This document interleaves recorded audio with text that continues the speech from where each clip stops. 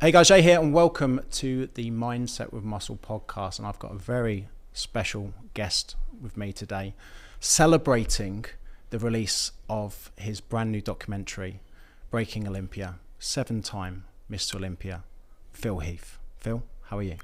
Thanks for having me, man. I'm super excited about this. Yeah. One of the things I really want to delve into, of course, is just the mindset, unpacking some things and just giving the viewers and listeners some little tidbits of information to help them get the most out of their day, get the most out of their life, in fact. And I want to kickstart from the beginning with a quote, and it's one of my favourite quotes, Phil. Environment dictates performance. Ooh. Growing up in Seattle, it sounds like you had a great environment around you of people that poured into you. Mm-hmm.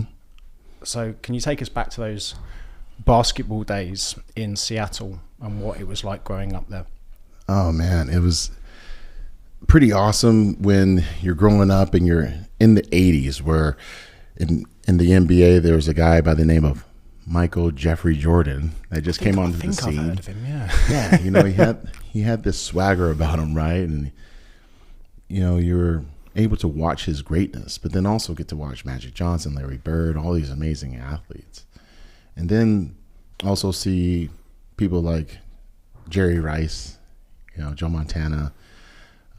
We're talking anything in baseball or football, such as Bo Jackson, who played 2 freaking sports. And that was a great time to be alive, because as a child, you always wanted to see these superheroes in comic books, but I got to see people that could run fast, that could jump high, that could do some amazing things in real life.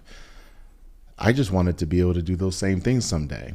Every kid wanted to be able to jump out the gym like Michael Jordan, stick his tongue out and shoot 3-pointers, say Jordan, stuff like that. And we all knew what that meant. That meant that you were doing something epic. It was just a great time because all of my friends were into it also. So it wasn't like I was the only kid on the block that was into a sport. We all were into sports. We were all into boxing. I mean, imagine growing up and you're able to see Mike Tyson's first championship win with Michael Spinks. I was able to watch that like in an adult environment, with my stepdad, and just like, wow. So then every kid had something to say about sports. Everything was sports driven. But within that derived competition. Every kid was highly competitive. So all the kids I grew up with, it was always about who's the fastest, who could jump the highest, who could stretch the furthest, all these things. Who could touch the net? You're 10 years old trying to just touch the net. We're buying those Nerf baskets in the house, and I think I tore up my I remember it. I tore up the one door and then one closet door, because you had to put the you had to hang it over the door and then close the door, and then you try to jump, and then you realize you jump so high you dunk it, and you yank it, and then the door comes off. So yeah, everything was about power, finesse, efficiency. But that really helped me, because that coincided with scholastic achievement as well. Like, be the best. Who could spell the best? Spelling bees, were a big thing. Math, what do you call it? Mathathons or whatever, who could do the times tables the fastest. Everything was about like, who's the best. And I give a lot of credit to the guys I grew up with, because we all, had parents that were really hard on us, almost to the point where it was probably it would be considered toxic in today's society. But majority of us didn't go to jail. Majority of us are now, living a really good life. And it's because of the fact that, for those that listened, had those foundational principles that, are of high quality standards. Competition Against talent. I think that is something about that performance thing, because I think there's this old quote, as if you're the strongest person in the gym, you're in the wrong gym. And it's having people around you that are better than you that makes you better. So having that talent pool around you, there's a certain standard around you that normally people would just kind of stop or think that's enough. In actual fact, you can see what's possible around you. So I think it's incredible. Something that you said there as well, Phil, was about the whole word kind of toxic.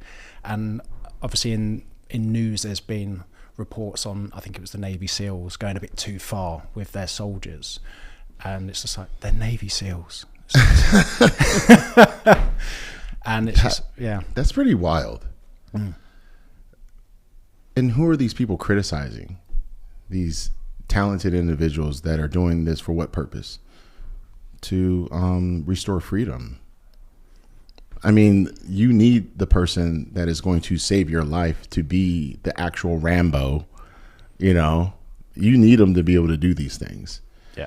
And it is quite, what would be the word, unfathomable for the average person who never worked out a day in their life, never has been a star athlete, to criticize someone who is. And all they want to do is be the strongest, the fastest. And these guys are highly intelligent too. They know things that, you talk about a frogman.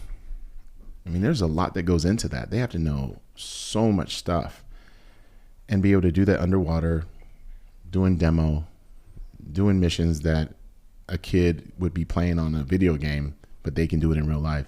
If anything, we should be applauding these people to have the willingness to go out and defend the freedom of countrymen, because there's a lot of people, a lot of countries that need liberation. And I'm all for, military to do the right thing, but to say that it's toxic for them to, I just can't understand a layman, a common person criticizing an elite athlete. I think they're just trying to put themselves in that person's shoes and think there's no way I can do it. But that's just like... Then just say it. Yeah. Hey, it's not for me. Like for me, I was recruited, in college to play basketball by not just the University of Denver where I played at, but one of them was the United States Air Force Academy. And, I had a affinity for the military, but also I was into computers. So I'm thinking, I'll major in computer science or computer engineering, and the Air Force would be able to, take care of me thereafter. And the only reason, to be honest, the only reason why I didn't sign up was because I was more into living a college life along with playing ball, not serving. And was that cowardice? Maybe, but that was more of me being realistic. But since then, I stayed respectful of those men and women who do serve, not just in America, but all around, and recognize that what can I do as a civilian? Well, I do things with our, USO and stuff like that. And I always say, thank you for your service. I'll thank you for your service and stuff like that, because those things are important, but they all come with standards. Yeah. And I remember asking the guy who was recruiting me, like, what's a typical day? So he tells me, like, you get up at 4:45, you do this, this, and this, and you're going to go to practice. And then after that, you're going to have, classes here, do this, that. And my dumb ass decided to say, so what do we do on weekends? It's weekends? He's like, weekends? And he just looked at me and he just knew right away. He's like, I don't think this is for you, son. And I was like, you know what? You're probably right. I want to talk a little bit about Mike Mathia and his approach to coaching, because he had a bit of a different approach to people, and I think that is such an important thing to talk about, where there's this whole thing of the carrot and the stick, like be nice to people, empathize, and there's also giving people the stick, telling them what they need to hear, yelling and getting results. And I've always said that if a person can't be told, they need to be violently shaken, because there is a level of extreme and people respond to different things. So how was that for you in basketball growing up, seeing that, and how did that affect your performance? I mean, I saw that the minute I played on an actual local recreational league team. My first interaction was with a coach by the name of James Prather, and that guy, you ever watched, I don't know if you've seen it, but there's a movie called The Bad News Bears, and it's a baseball story about a coach that was kind of like a drunk, and like he would coach these kids that were kind of like flunkies and made them into something. And while he's making them into something, they were making something into him. That coach was, same with us, just a bunch of kids that just wanted to play ball, and he had some things going on in his personal life, and we all kind of like rallied together. And I mean, he was kind of like an alcoholic. Like he would come to the games and cuss us out, and we were like 10-year-old kids. But then I think about it, yeah, John, like he was a dumbass for doing that, like, and he had to be yelled at. But obviously today's world, like a kid that would get yelled at, oh man, the parents would try to get him fired. And in fact, when I got into high school, the coach that I played for, Mike Bethia, he's still there to this day. He was very stern.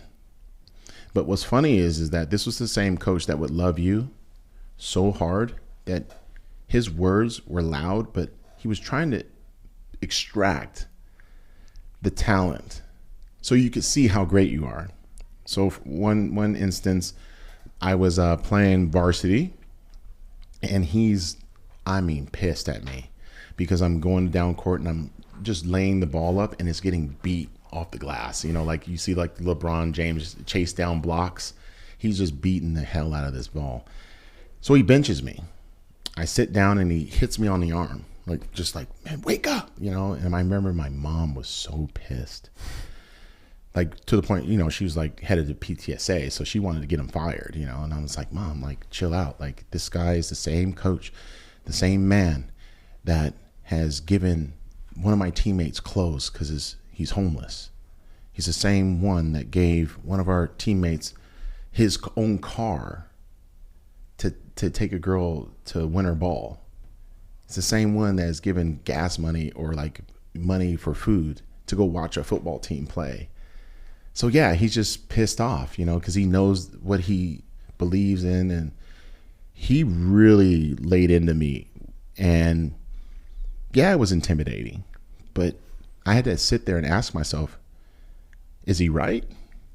Well, go for it then. So I remember I went back in the game and I laid the ball up again and he benched me again. And then halftime, he makes me run. So what happens after that? I get pissed off because now I'm embarrassed.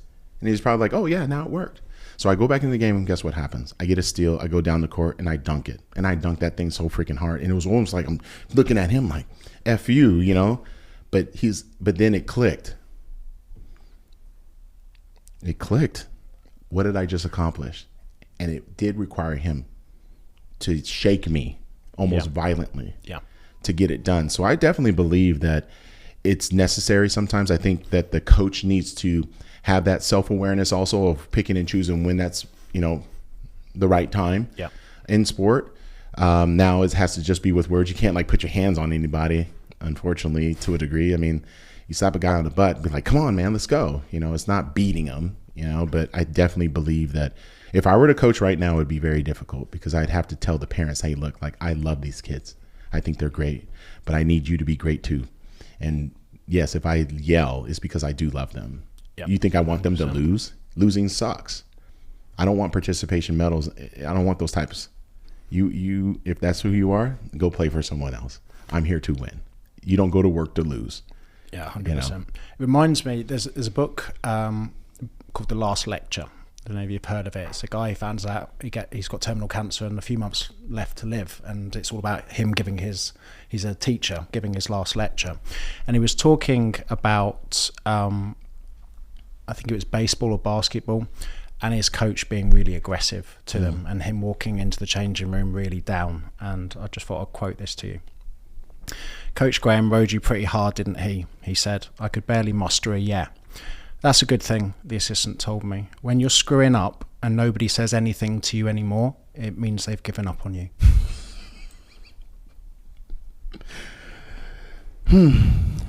And, you know, I resonate so much with that because it's like that emotion and drive is about not them telling you you're stupid or you're not doing enough. It's like, I know what you can do.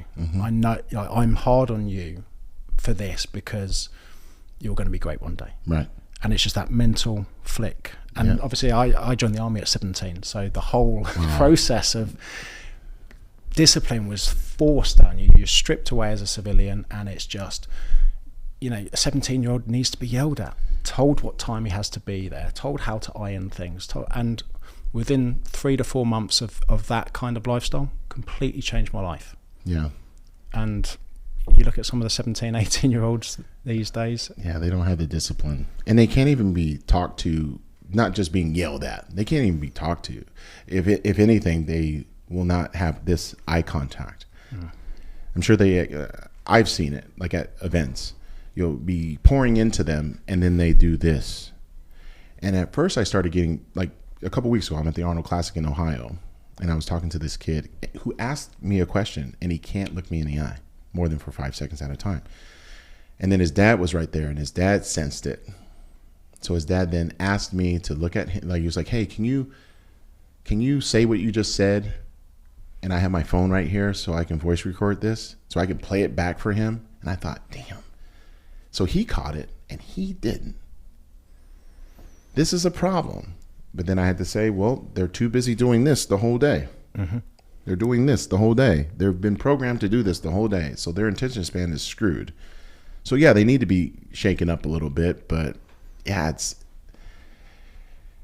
this is a crazy time for us to live. I mean, in all areas. And the biggest area is being a man of intention and knowing why you're here and being able to respect each other's space, but also their time, because there's value, and you're missing out on someone's nuggets of wisdom 100% by just drifting. Like, oh yeah, like I don't care about what you have to say. It's like, well, then leave. Don't just stand here, so then you can keep holding on to your own energy and giving it to someone else that deserves it. But you know, I definitely resonate with what you're just saying, because man, the coaches that I had are the ones who I thank every time I get a chance to, because they did pour into me, and they came from rough upbringings. I could as a grown man now, I can tell, yeah, they did not have it easy, and they would do it all over again because it made them tough. And I think of one of my best coaches. His name is Ron Howard. He was the assistant coach at my high school. That man played for the Dallas Cowboys as a tight end, and he has a Super Bowl ring. So imagine being 13, 14 years old in gym class, because he was our gym teacher at a middle school. Once you see that ring, I still remember it, because his hands are like mangled and stuff from catching that ball and getting hit so hard and pushing people and getting your fingers caught up in face masks and stuff. And he had a knee brace on because he just had ACL surgery at that time. All I remember is that ring. And I was like, right then and there, I'm thinking that whatever's going on with his body, it was worth it. And I love seeing that ring, because only so many people have a Super Bowl ring. So when we won our state championship, I was like so pumped, because I knew that I did something special. And that same coach, get this, that same coach, when we would, he would coach the JV, the junior varsity. He had so many great, talented kids that the varsity was already taken. So you can only play like 10 kids. He would have 20 that were really badass. After the end of the practice, before the night of a game, he would make us get on the free throw line and shoot free throws. You should get 2 shots. We kept going until someone, like if you missed one, probably bad. You have to go on that side. If you made 2, you stay on this side. And eventually someone's going to miss. And there's only like 5 spots open that are left, because he's got his 10. So the last people that started last week, they don't even get a pass either. But he gets to pick, he picks them in front of you. He says, this is my starting 5. They go over there. The next 5, you guys figure it out. He cared. He did not. It was not emotional. It was about like, can you perform under pressure? And so what?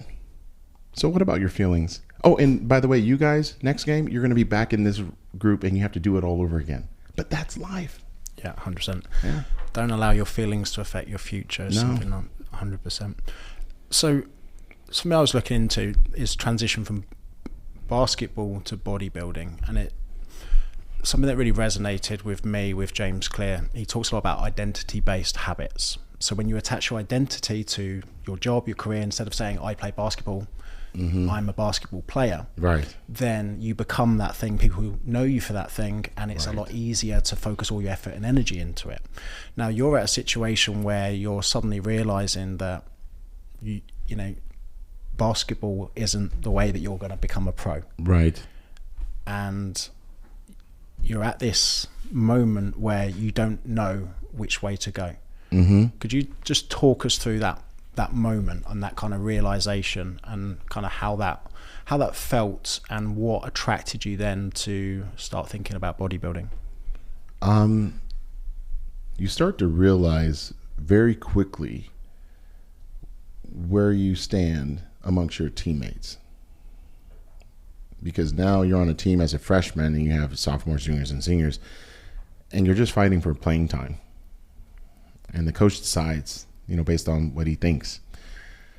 But as a freshman, you're supposed to get some minutes, so then they can actually have that litmus test of saying, like, okay, well, can he handle this pressure? Can he do what we think he can do?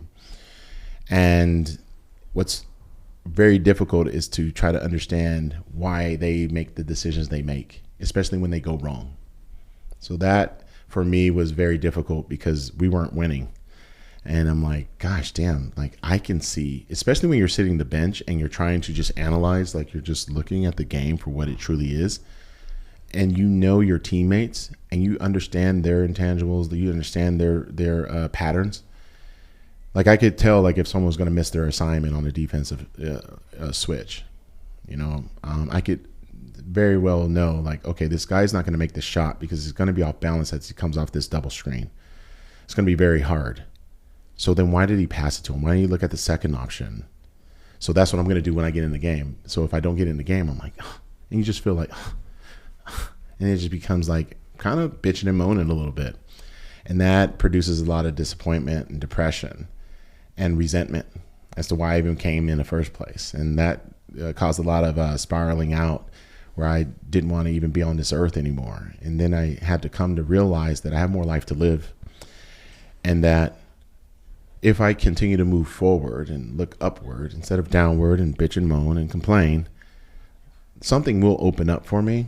I don't know what it is. And there was a point in time in my high school career where I was asked about my thoughts and goals, of moving not just into college, but what's going to happen after. And I told the Seattle newspaper, I was like, yeah, it's wild that I can remember it.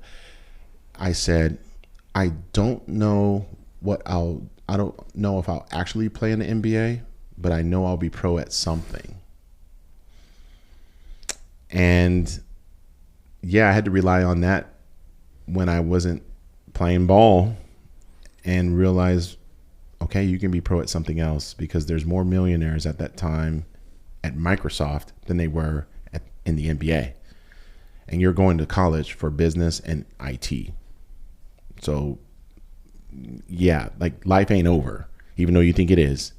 Even though you want to be here, you still have a job to do, and that's to graduate college and see where that takes you. Lo and behold, bodybuilding opens itself up, reveals itself.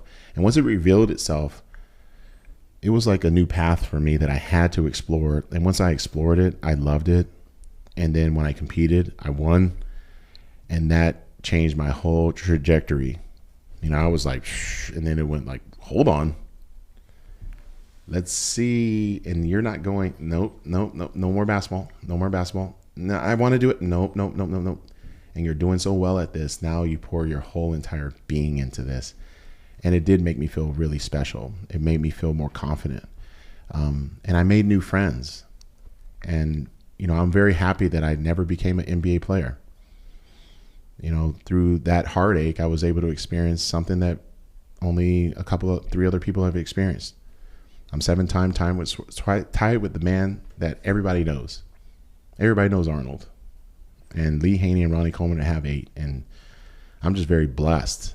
And at that time, I didn't even know I could compete. But I'm having these conversations. It allows me to reflect and realize that, life has zero rehearsal whatsoever. And you just have to play your best hand and just keep coming back.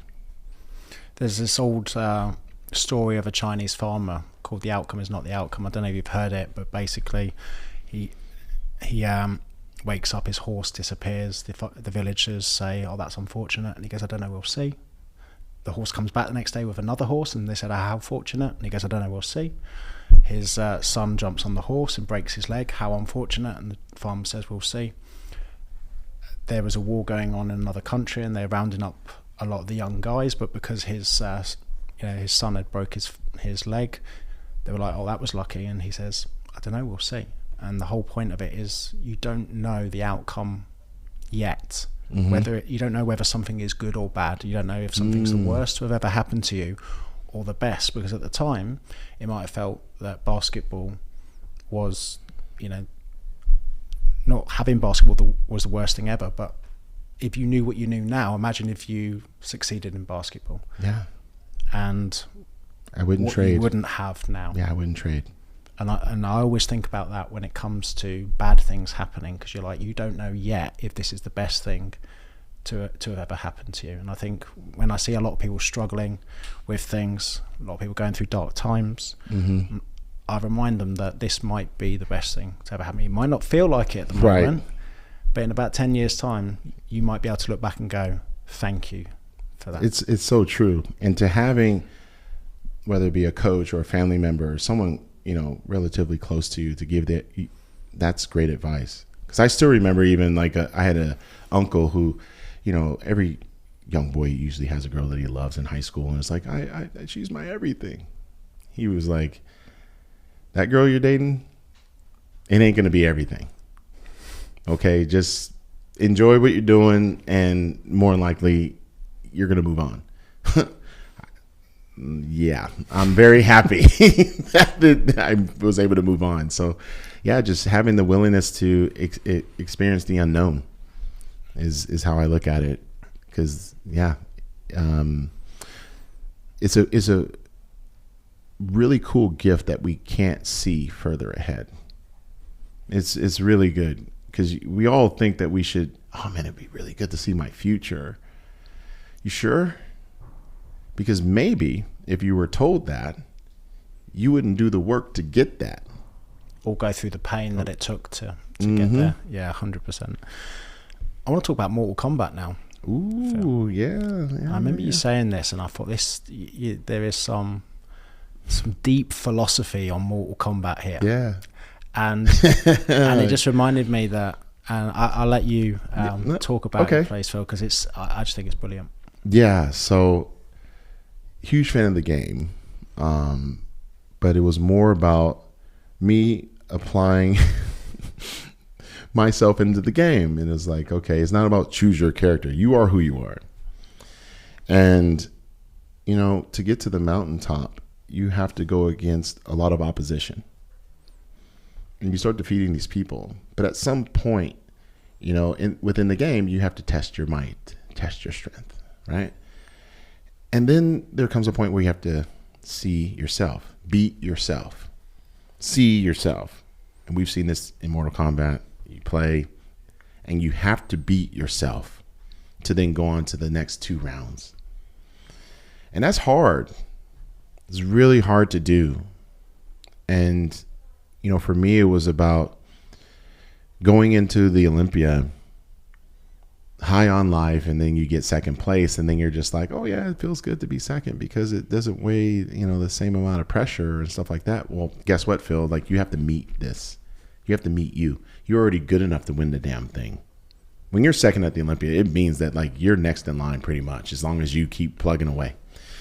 But you have to conquer whatever fears you have, whatever weaknesses you have, which is fear usually, and show no, weakness whatsoever, and be vulnerable. Submit to these things and say, okay, this is what you're insecure about. This is what you need to do.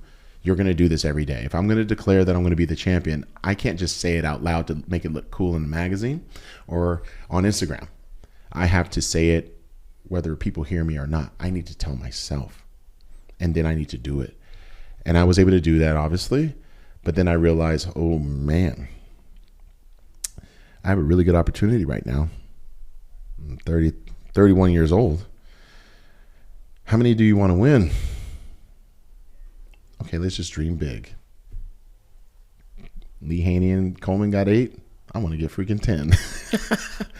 And then I realized I got to go through that same process of Mortal Kombat again, and then realize, okay, the first level, and then I go from Mortal Kombat to like a Call of Duty, like you prestiged the first time, and then you got to go at it again. And again, and again, and again. And when you say again, the body is so dynamic that you cannot use the same diet, the same training, your philosophy is going to change. But it is kind of like when they say with the special operators, sharpening the blade. You're the tip of the spear and all these things. So you have to sharpen the blade to be able to defend yourself and to continue to defend that title and to kill whoever comes your way. Whatever demons come, you got to be able to slay them all down, because it starts from within. So I use those video games to kind of remind myself, okay, that this is how you would do it. Okay, you got to be more methodical. You got to be intelligent. You got to do the self-audit, be accountable. Okay, look at your diet. Did that really work? Because around that 4th Mr. Olympia, I, along with my coach, Hani Rambo, we both looked at each other and people were like, what are you guys freaked out about? You just won. And we're like, you thinking what I'm thinking? And he was like, yep, this diet don't work anymore.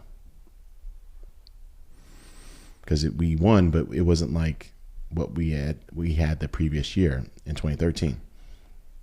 And that's when we realized, oh shoot, we got to really sit down and recognize who Phil Heath really is, and that's a lot. So reevaluating and reinventing yourself, I think we all have to do that. But the great thing is that, what does that mean?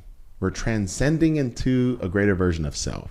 So we have to do that work, and it's, for me, it was more that exploration was very enlightening, because I knew that if I could achieve that, I was going to create more distance from the competitors. Yeah, it's a massive shift, because from what I see, Phil, with your whole Olympia, coming 3rd in 2008, that was a realization that it's possible. And as you said, you've got 2 more places to go, so you're going into the next year with the energy and the focus and the drive to do one better. Mm-hmm. Then we get to 2009, food poisoning, 5th place.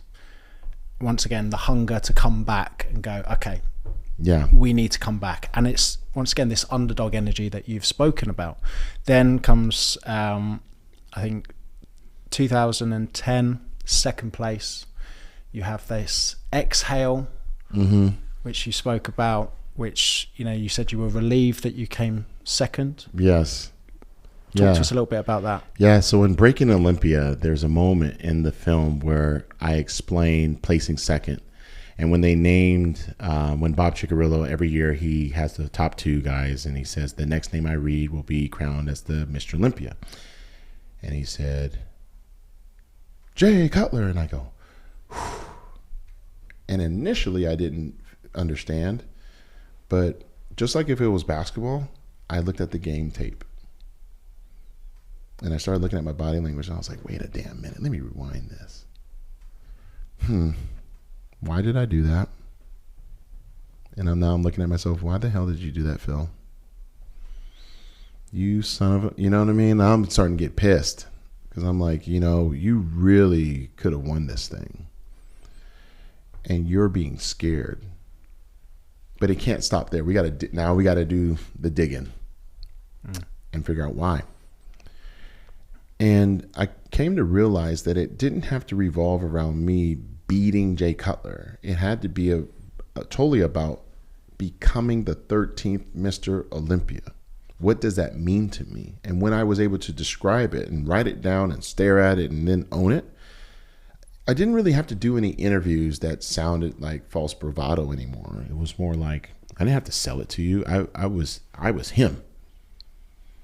And that really propelled me into becoming the champion that I am today, is that acknowledging the fear, writing it down, staring at it, and asking yourself, do you want to still live there?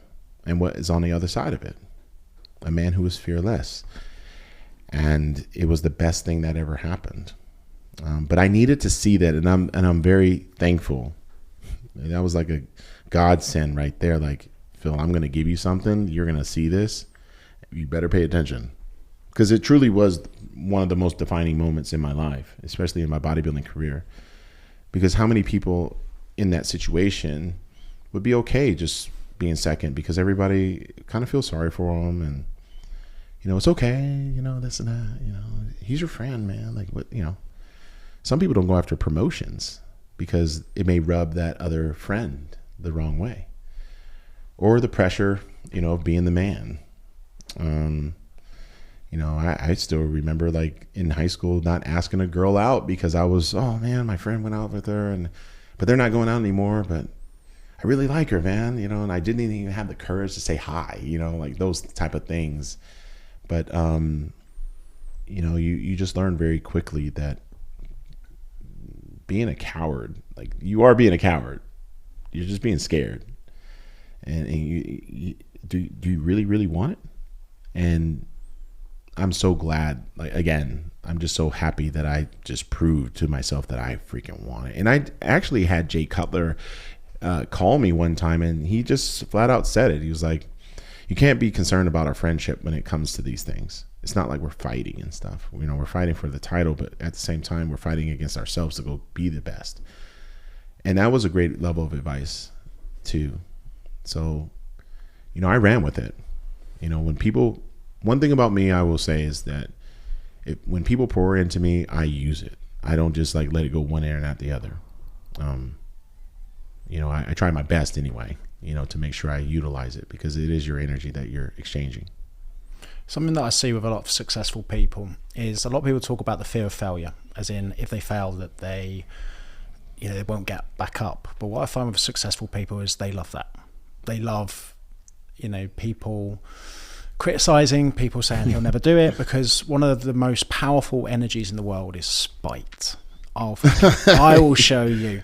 And one of the things that I find with a lot of people who, in a way, just mentally and physically sometimes self-sabotage, it's not the fear of failure, it's the fear of success. It's the fear that if I get the thing that I have worked so hard towards, I'm almost afraid of the person that I have to be to stay there now. Mm-hmm. Because it's a totally different mindset and a totally different energy getting there as opposed to staying there. So we now fast forward to 2011. We're down to the last two, and your name gets called.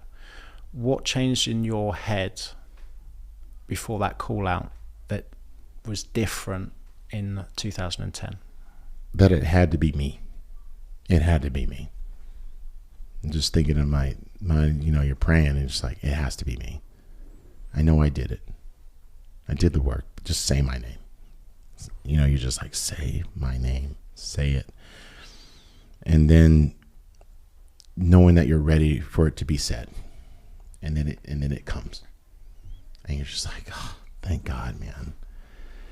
And within a millisecond, nanosecond, whatever, it's like every Y in the road is like super synapses, like all these images. When you were told no, and you still kept going. All these times where you're depressed, kept going. Got knocked down, kept going.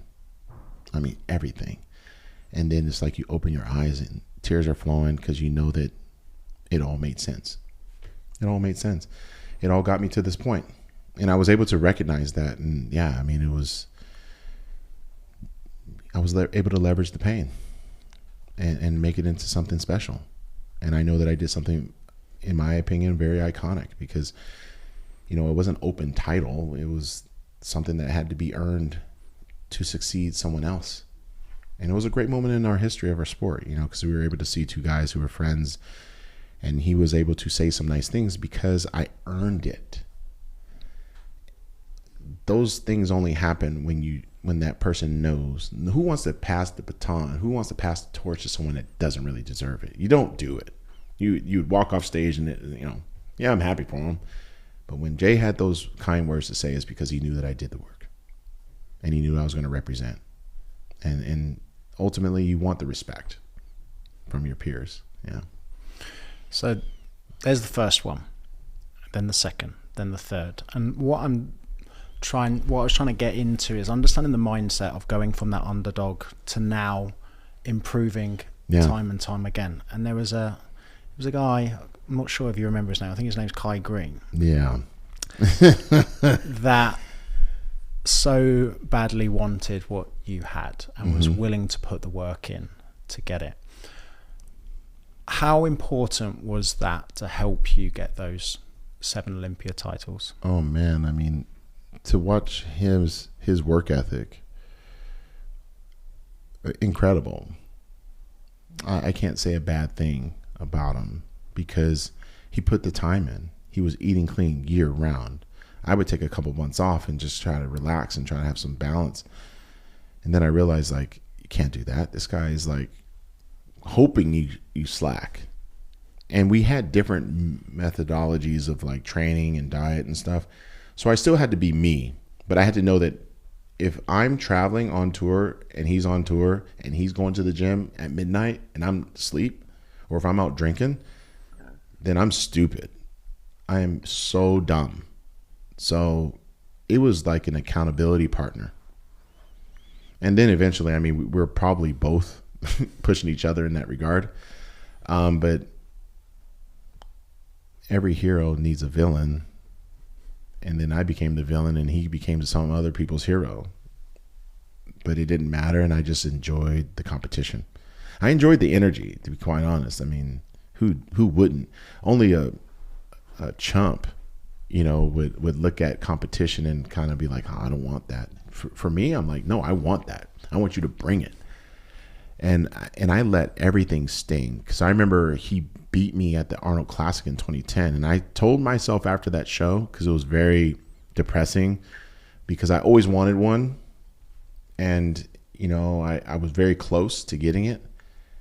And I remember making a vow. I declared, I said, I will never lose to this guy again. So I have to own that and have a commitment to that commitment.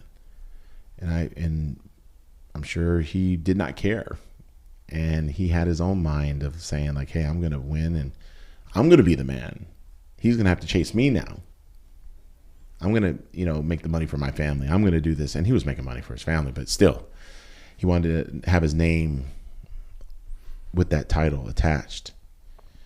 So to prevent someone like that that's so formidable, like it took a lot of effort, because if you see the guy off season, you would swear he's Mr. Olympia. Kai Green was probably a guy that, like, in street clothes, you would say he's Mr. Olympia 365 days a year, until it came down to those 2 freaking days. And then Phil Heath goes in and slices his freaking head off, because the Predator always dies. And that's how I, you know, like, he was the Predator. I'm like, yeah, the Predator always dies in the movie. Arnold killed him. And actually, he was so good. Arnold was so good in that movie. The Predator did what? He killed himself. And I had to slay him. I had to prove that it was not worth for him to come back here. And that's, it helped. It really helped. And we leveraged each other and each other's fans, you know, like we leveraged each other. In fact, I always make a joke. I say, man, I tell Kai, I'm like, you know how much money we made during that rivalry time selling shirts and hats and merch? It was wild, you know. But I missed him after 2014 because no one could really remember this third place person in 2012 and 13 and 14. No one can remember, because it was the Phil and Kai show. So it would have been nice to be in the peak of my career. But who knows? You know, maybe he would have won one. I don't know. But he's got to live with that too. But yeah, if he walked through this door right now, there might be some furniture moving. Something I've written down here is I just came up the enemy energy, using the power of having rivals to drive energy and focus to succeed. I talk a lot about invisible enemies. It's something that I do when I'm doing something. I haven't got that rival, so I imagine that people are talking shit behind my back. There you go. And then it's like, well, you wait and see. Mm-hmm. And it's such a powerful energy when used, you know, in the right space. Right. And of course, something that you just spoke about there, Phil, is that alter ego of, you know, the dream killer. Yeah. And having to become this kind of character in order to succeed. Yes. Talk to me a little bit about the dream killer. Where did that come from? And we know we've spoken a little bit about that mentality, but that shift in you to say, right, I need to become this, you know, to a certain extent, to some kind of a heel, or, you know, as you said, every antagonist person. I figure you have to be willing to be the heel in someone else's eyes. You're the hero in your own story. And around that time, that was social media. So social media is going to dislike someone that is dominant, that comes in year after year after year and is beating everyone. And my data was derived from watching Ronnie Coleman. He was hated at one point, and people today don't even know that because those emotions they had back then are gone. It was like his third or fourth Olympia, and I remember watching it, and people were booing. And he literally was on stage giving his speech, and he looked in the camera and said, "You can boo if you want to. I won." And of course he was upset. But I remember the same thing happened to Jay Cutler too. I remember the same thing happened to him after he won his first two, and then he lost that third one. And the same people who were rooting for him to beat Ronnie all those years turned on him. I saw reporters, I saw, real journalists, insiders, coming to me because I'm the new guy, talking shit about him. So I knew, okay, it's probably going to happen to you, Phil. And around that time, that was, around the time where Tom Brady was winning a lot as well, and people hated him. And I remember Jim Mannion, our league president, literally gave me the trophy. It was like, don't worry about them. You're the Tom Brady. You're the champ. Who cares? But it was always difficult. And I had to sit with that 1 year, and I said, you know what I'm going to do? They're trying to kill my dreams, and I'm going to fucking kill theirs first. You got to beat the bully before he gets you. You got to see it coming. And I remember watching that film, I think it was Dark Knight, and at the end, Batman is riding off, and the kid was with Commissioner Gordon. He was like, why is he let them chase him? And he says, because he can take it. So I thought by saying I'm the dream killer, I was like, that's okay. Reporters, vloggers, whatever, come on. I can take it. In fact, now I know who the enemies really are. Because not one of those journalists ever came up to me and was like, Phil, like, dude, I love you, man. Don't do this. They reported and talked trash about me, my girlfriend, now wife. I saw it all. I saw the ugliness. And I leveraged the hell out of it. I call myself the dream killer so much that they were like, I walk in the room and no friends.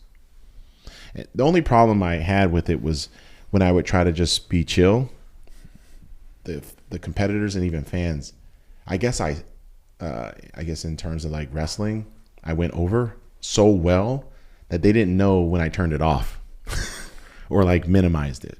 They thought I was that dude all the time. So I had to wear that mask like throughout. So I then would change it from Dream Killer to the hero villain and all this other stuff. But I loved it, man. If someone called me Dream Killer, like when I walk in the studio, I'd be like, hell yeah, dude. But you can't kill him. You can't kill that alter ego. I think we were talking about this earlier before we started. I don't think it's necessary to kill him. I think it's good to put him in a box. You need him. Yeah. You need him for when it's time to ride. You need it for like disaster. You know what I mean? That ego that we say, oh, you need to kill that ego, I think is very ignorant, because what if there is war? So if you're a soldier and you have these special set of skills and you kill that ego that got you through boot camp, that got you through these missions, that got you through life, and you totally kill him and something happens, you don't know what to do. You done lost your whole edge. And I'm sure for you, as it is for me, that's the last thing we ever want. So I have that alter ego, and I'm glad that I can say that I created it based on what life was giving me. Life presented me an opportunity to explore what that looked like, what it felt like. And if it didn't work, I probably would have pivoted and did something different. But it freaking served me, man. It served me when, my dad was dying and people were talking shit. It served me when I had a nasty divorce and people were running their mouth, because now I got a new girlfriend who's now my wife, and people were running their mouth and trying to create fog as a distraction for me to get what I want. It served me when I had a supplement company with my freaking name on it, and I had people rob it and just dismember it by their fraudulent actions. It served me when people would go online and just say that I'm glad that your dad and now your stepmom's gonna die, and I hope your real mom dies too. It served me when I read in Flex magazine when the judging criteria changed and said this year we will have the fans vote in on who they want as the champion, and that will person who they vote for will be the people's champion, and that vote will count to the grand total on the Olympia judging panel stage. How do you think that made me feel? My feelings were not thought about, but what it told me was that I was so freaking good that they had to change the game. So basically I changed it, but I had to use it. I had to use the alter ego to just like, don't bother me. Don't bother me. Someone says something, don't bother me. I'm still going. I'm still eating. I'm still doing the cardio. I'm still coming in shredded, full round. And, you know, now I can look back and say I'm glad that I did it because I look freaking amazing. And I created a standard that when you go on social media and some new champion arises, they always compare him to me. All those top IGs, and they do. There'll be a person that wins the Arnold Classic. There's a person that's going to win the Olympia this year, and they're going to compare their best and say, what do you think his best versus Phil Heath? It's done all the time. And I sit back and I say, that feels refreshing, because I'm sure that that person that's vlogging that probably didn't even like me, but they appreciate what I produced. And that came from using what was available. You know, and I think everybody should be using what's available. What tools are available? Be resourceful. If you got to have a mean streak, a dark side, like Tim Grover would talk about having a dark side, use it. But then you don't use it on your spouse. You don't use it kicking your dog. You got to be, come on, don't be a dick. Like, you know what I mean? But when it comes to being highly competitive, you do whatever it takes. Otherwise, you're the Sugar Shane Mosley that should have beat Mayweather and tagged him one time and didn't pounce on him afterwards. And you're just the nice guy that won 4 times. That's who you are. So much strong pat there, Phil. I think one thing that sprung to mind is David Goggins in his Never Finished book. He talked about a mixtape. And what he used to do is he used to read out comments on social media, record them, and then play them on his run. People think there's something like, I'm like, the energy that comes from negativity can be so powerful when used used correctly. And I absolutely love that, because I can just firstly I was like, well, David Goggins doesn't run with headphones, but I'm just like to have that mixtape of energy to drive in is exactly what you did then. I pulled a quote from it was American actor Cary Grant, and he said, I pretended to be someone I wanted to be until finally I became that person, or he became me. And I just pondered on that when it comes to holding a standard for yourself, having to create this character to be who you want to be. And I think it's super powerful, and something that you said there about being respected versus being liked. And I think a lot of people should focus on respect over being liked, because a quote that I say is you can rescue an old lady from a burning building and there'll still be someone out there that thinks you're a prick. So if you are focused on trying to get everybody to like you, then you might end up losing some of your respect. 100%. I think a lot of people don't even know what they like. Vanilla one day, strawberry the next day.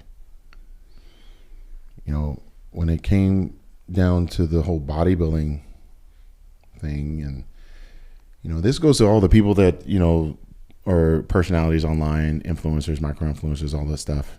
You're basing your value off of someone pressing a like button or maybe a comment. You got to love yourself first. You can't just like yourself. You got to love yourself. You got to love what you do. I think once you love what you do and you live that life in its most authentic self, people will like it. People will love it. They will respect it. Oh, I don't really love Phil Heath, but I sure respect his work ethic, man, because what he said, he did. No one can say that when I would go on that, a YouTube or something, someone interviewed me, I would tell you the truth. I would tell you that I'm going to kill them all. I would tell you that I'm going to do it. And it was always said, as long as Phil Heath is at his best, or if he never got hurt, he would still be winning. that is great because that came with respect. I remember a judge said one time, even if I didn't like you, you're just that good. That's respect. In 2013, when I had one call out, that I don't want to say you'll never see that again, but with that lineup, with those champion bodybuilders, man, from Kai Green to Dennis Wolf to Branch Warren to Victor Martinez to Jay Cutler to Big Ramy to Dexter Roden, like all these guys, and you get one call out, man, they gave me the nod. They were like, we respect Phil, man. Like, he just brought it, man. And who wouldn't want the respect from people that adjudicate them? Like, most boys grow up wanting the nod from their father because it's a sign of ultimate respect. Some young boys that turn men never get it. Maybe their dads are just hard asses, or maybe they just see the potential within them because they share DNA and they've given them every tool they could have, and that kid just it refuses to step forth into that level of greatness. But I want that nod. But the ultimate nod is obviously from Most High at the end. But while I'm here, I have some goals, and it's going to require a lot of sacrifice, a lot of self-talk, positive talk, but a lot of accountability and just being unafraid of the unknown. And like you said earlier, which I thought was fantastic, is you really just have to embrace this journey and just almost not too high, not too low. You just have to say it is what it is, and what I can do is be great, but I have to answer the call, and I have to put foot to ass, and I can't expect you to do it for me. That's the even bigger thing. I think a lot of time right now we're waiting for someone to save us, and my wife would say this all the time. She'd be like, ain't no one here to save you, Phil. No one's here you got to save yourself. You got to deliver yourself. That is something that, and I'm very fortunate to have a wife that actually thinks at that high level. She's a competitive person, and I think that's why we make a great team. But man, like, if more people, especially younger people, realize that they have their whole life ahead of them and know that their life will not be roses and ponies and, like just candy, and it's got to be filled with some turmoil.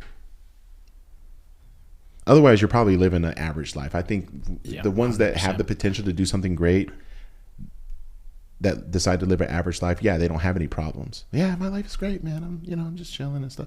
Yeah, you're the guy that should have been a billionaire. You make $100,000. You're the guy that should have been 10-time Mr Olympia, but you decided to do the different category because it was easy for you. Like, it is what it is. And it's very interesting because, to summarize all of it, there's people that won't step forth into it, and then they hate on the guy that did that, and they hate him because that person, guy or girl, probably had less talent but more grit. And I just think when you're talented, it's your obligation to explore it. It's your obligation to explore it, and in the end, it's your job, even as we're doing this right now, is to share. So then people can get out of their own head, get into their heart, put foot to ass, and take no prisoners, man. Otherwise, you're going to live a life at the end of it, and you won't have an identity because you never created one. A couple more questions, Phil, and I think one that really stuck to me in the film was your whole rehab. So you had hernia surgery. Yes. And I want to talk about 2020, and it's something that you said, and it was coming third at 2020. And you said, I was able to look at myself in the mirror and love myself for the first time. Yeah. What do you mean by that? And what I mean by that is, because I remember you in the film, you were in the lift and said, look, I'm happy with this. I'm content with this. Yeah. What was going through your head at that third place? And then for you to say that, where were you at that time? finality. I was at a point where I placed third in 2008 and I placed third in 2020. Felt like there was a circle within it. Circle that was created, and within it had a lot of cool things that occurred. And that I realized through all the pain and sacrifice, I really loved it. But I had to realize I have to love me. And by loving myself, I had to recognize that no matter what happened in 2020 regarding the result, I had to love myself through it. And I still have to today. It's not something that you get over. I still think of, damn, like if only I would have done this, or if I would have did this, or, you know, watching the the doc, watching the doc at the premiere the other night. I'm already scared. I'm like, oh, I could have done this. I could have done this. I could have done that. But then I say, Phil, you're always going to critique. But to what level? Is it a level of just like, yeah, if you could have went back in time, yeah, you're going to do that. But it's not of a negative place. You're not talking trash about yourself. So you're still loving yourself. You're just like, man, I could have hit it like a little bit different here. I could have did this. I could have did that. You're just a savant. Like, you're just a purist. Yeah. I'm a purist, and I understand I'm a purist. But yeah, loving myself was the key to even doing the show in the first place, because I didn't do 2019 because I wanted to know what the experience was like of just having a summer, being able to watch. Sheree and I were watching prejudging at a Mexican restaurant, and the waiter comes over and says, "Aren't you supposed to be somewhere? Isn't it the Olympia?" Like, and I was like, "Actually, we're watching it right here." And then the following night, we're at a friend's house watching it, and Shaquille O'Neal FaceTimes me, and he's like, "Dude, where the hell are you?" And I was like, "I'm at my boy's house, man. We're all." And then I realized, like, 2020 is my calling. I got to do it. And then COVID happened, and it was just like, "Okay, Phil, how bad do you want this?" And then I said, "You want it really bad, and you want to be able to share how you loved yourself through it." You know, and that was an injury that sidelined my career, but I'm just thankful that I was able to push through it. Last question, Phil. And I think this is such an important question that I get asked a lot, and no doubt you get asked a lot. What would you tell your 20-year-old self, knowing what you know now? Get ready, because it's going to be one hell of a ride. And hold on tight and breathe and enjoy every freaking moment, because it's all going to be worth it. Your brand new documentary, Breaking Olympia, documents this entire journey, and I watched it last week. Absolutely incredible. How did it feel for you, kind of reliving that entire life? What feelings came watching that back? Fulfillment, appreciation, gratitude, sadness, relief, but complete gratitude to have this documentary, to have a great director with Brett Harvey, to have Adam Scorgi of Scorgi Productions, to have Danny Garcia and Dwayne Johnson of $7 step in, and obviously the support with Universal. I mean, I have a studio release. That's not something that if someone were to tell me that would even be possible, that I would even believe it. And seeing the intro, it was the intro at that premiere that I'm like watching every person, and then they're like, they started clapping because they saw the globe, they saw Universal. And it's something that you would normally see at all movies, right? But with this, everybody's intention was like, this is actually happening. Phil Heath is a part of something this big. And everyone in there was a bodybuilding fan. Some of the people were in there that were in it, but they were like, I could sense a sense of pride.